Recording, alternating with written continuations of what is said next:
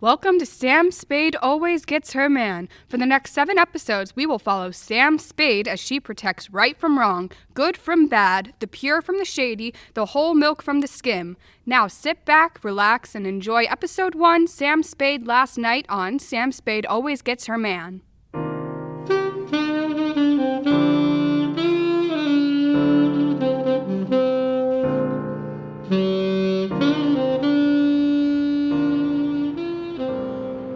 Night, the city, home to several million people.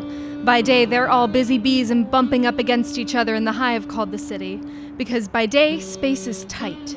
Too tight. But now, in the cool darkness of nighttime, not so much. Room to breathe. Not that I was doing much breathing at that moment. I was on the hunt. The way I see it, there are good people, and there are people who are not so good. At nightfall, the good people go to bed to sleep, and the not-so-good people, well, they come out to begin their day. I hunt those people. It's my job.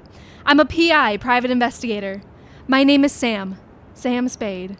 And if, like me, you want to hunt the not-so-good people, well, you don't get much sleep. Last night, 2 a.m., I was on the upper crust east side, on the hunt. I was hunting Pussycat, cat burglar extraordinaire. Lurking only in the shadows, I held my breath. Pussy glided ahead of me past a flickering street lamp. She paused, lithe and angular, looking back as though she knew she was being followed. I held my breath again and pressed up against the building behind me deep in shadow. Pussy was not used to being hunted. She was used to being the hunter. What did she hunt for? She hunted for jewels, the good stuff. She didn't wear jewels herself. She wore black, only black. And razor-sharp claws that she extended for scratching the eyes out of people she didn't like. People like me. I didn't like to think about it. I suspected that Pussycat worked for my nemesis, Grotesque Mind. I figured the jewels she hunted ended up in his safe. What did she get in return? I didn't know. Cream? Pussy paused pensively at a portico and peered placidly inside. She slipped in the door and past a snoozing security guard, just a shadow in the dim light. Following at a distance, I did the same. Avoiding the elevator, she climbed the stairs, 14 floors, and minutes later, she was on the roof. I followed up the stairs, breathing hard. She disappeared onto the ladder to the fire escape, over the edge of the parapet and down. I tailed her carefully, avoiding making a sound. At the 12th floor, she paused, her dainty nose in the air. I clung to the fire escape a floor above her, pressed up against the wall. Then she disappeared through a seemingly random window left open to catch the cool night air after a hot city day. I descended and crouched off to the side of the window, caught my breath, and waited there for her to come out again. She didn't notice me at first when she emerged from the window, a black velvet sack shackled to her right wrist, squirming and mewing. She was a lefty, all to the good. I popped up behind her and tapped her on her right shoulder. She spun around. "Hello, Pussy," I purred. Then I socked her hard across the chops. She staggered back, hissing. Meow! Who did that? Quit it! "What's in your velvet bag, Pussy?" Sam Spade. "Yeah, sugar, you got that right." What are you doing out tonight? I thought all good people would be in bed, asleep. "They are mostly. 1 out of several million ain't bad odds. And after all, what are the odds we would be in the same place at the same time? I said, what's in the bag, Pussy?" A cat. You were expecting? "Just a cat?" Okay, a cat with a diamond tennis bracelet for a choker. Big deal. What are you going to do about it, Sammy Spade? "Nobody calls me Sammy." Looks like I just did. Sammy, sweetie. "That's it. I'm taking you downtown. Breaking and entering, and cat burgling cats." Oh, you don't know who you're messing with. Go away, Sammy. Go away before you get hurt. I belted her again on the kisser. She wavered on her pins, then came at me with her claws bared. I backed up against the wall. Nowhere to go. She struck out and I dodged to her right side. Her claws sliced a window and it shattered. A dog barked, lights flicked on, loud voices cried out in alarm. She paused, briefly nursing her bleeding paws, then fled noisily down the fire escape. Damn, she was fast. Too fast. but I awoke from my stupor and pursued. Down, down we went, lights flashing on in windows as we descended. You can't catch a cat, Sam Spade. Just watch me try. Either way, you die, fool. She hit the bottom level, and the final ladder felt her weight and descended with a crash. She leapt off, but I am a better jumper, and I hit her midsection like a linebacker, plowing her howling into the alleyway street. Bitch! She gasped for breath. I pulled my knife out and flicked the blade open. Now, pussycat, you can tell me who you work for. Quickly now, before it's too late. She tried to catch her breath. My fives graced her face again. Ouch! Never. That would mean death for both of us. Let me help you remember, pussy. I'm asking you who you work for. Never. Are the initials GM? No. No.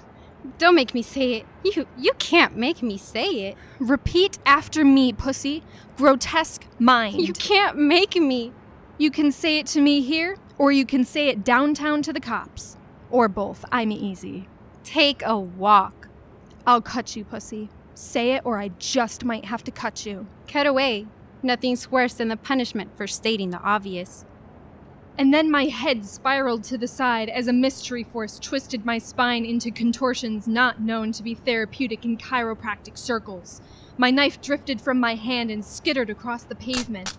Sensing another magnum force on the way, I lurched away from the dark shape that loomed up in front of me, and the mystery man's mitts crashed, whistling through the air inches from my face, and struck the wall behind me with a sickening thud. Mystery man grunted. Pussy howled, and then I knew who it was stomping on my toes at 2 a.m. Shut your effing mouth, cat. There's nothing here for you to mew over. Pussy howled again as Johnson tickled her whiskers. He turned back to me with his fists balled up like cobras, ready to strike, but I had recovered marginally by then and sent a well-timed jujitsu kick in the space between his legs. That hurts, Spade. Oh, I'm sorry, and by contrast, your little boxer's love tap to my noggin just now felt effing dandy. Well then back off, Johnson, keep your hands to yourself. Fight fair, Spade. You should at least fight fair. There is no fair fight between a woman and a heavyweight who blindsides her, Johnson. Even you know that. While suspected crime lord Grotesque Mind's heavyweight enforcer cradled his nutsack and Tweety Bird circled my buzzing cranium, I retrieved my knife and waved it shakily in front of his face. Where in hell did you come from? Who invited you to the party anyway? Pussy and I were having an intimate conversation and no one invited you. It's my business to make sure that Pussy is protected from the prying digits of meddling little PI, Spade. Pussy's on company business, and it's none of your business whose company she keeps, so back off. Go home. Go to bed. I can't do that, Johnson. Society is crying out for justice, and it's the job of every upstanding citizen to make sure she gets it. And then a siren sounded in the night air as the groggy awakened citizens summoned the police to resolve the shouting and fighting in the alleyway. Nothing is more bothersome to the private investigating crime fighter than the regular police force and their penchant for asking too many questions, especially since with Johnson there, I did not have the force to retain Pussycat in her black velvet purse for police questioning. Already, she was fading into the darkness as Johnson stood stiffly, prepared to defend her departure. I could do nothing to prevent her escape. Damn. You first, Spade. Take yourself off before the Flatfoots arrive and make your life difficult.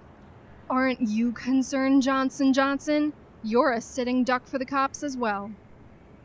They could take me in if they like. I'll be out in a matter of hours. I've done nothing wrong. They can't touch me. No, I don't imagine they can, Johnson. You'd better beat it while you can, Spade. You've got no excuse for walking the streets this late any longer. Pussycat is gone. And she was, too.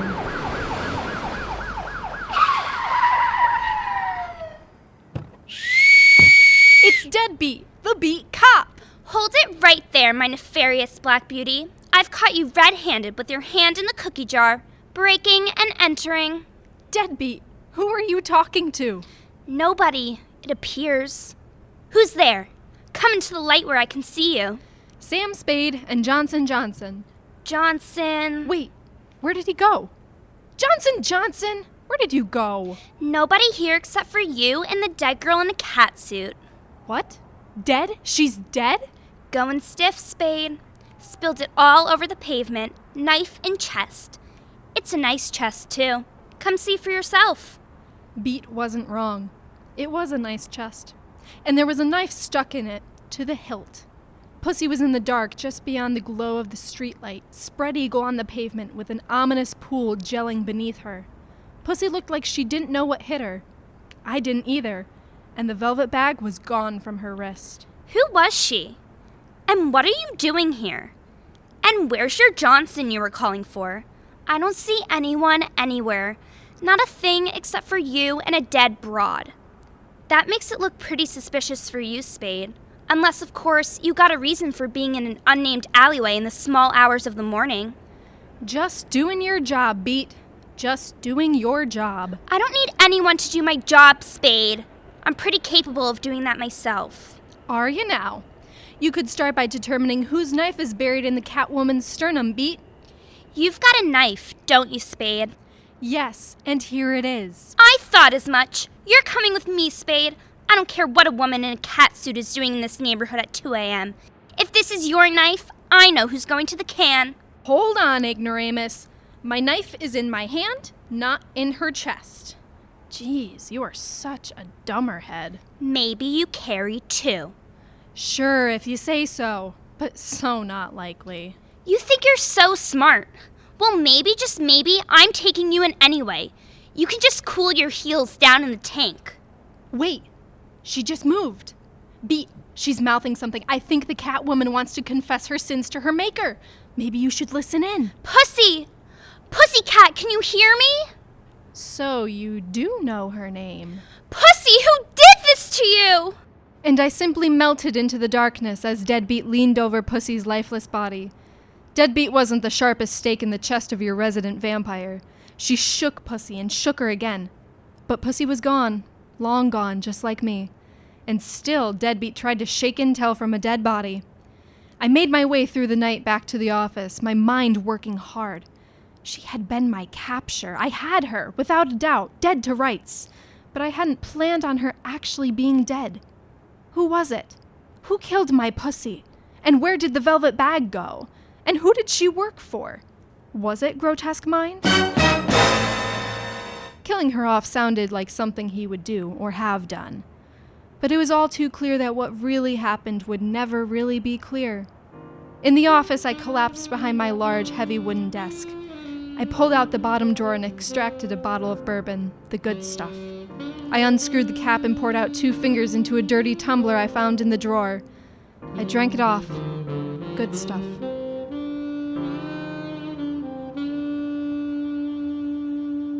Next time, Sam Spade gets a new client. Will Sam survive police harassment? Will she take the elevator next time? Will Deadbeat haul her in for a murder of a corpse in a catsuit? Tune in for the answers to these and other questions on Sam Spade Always Gets Her Man.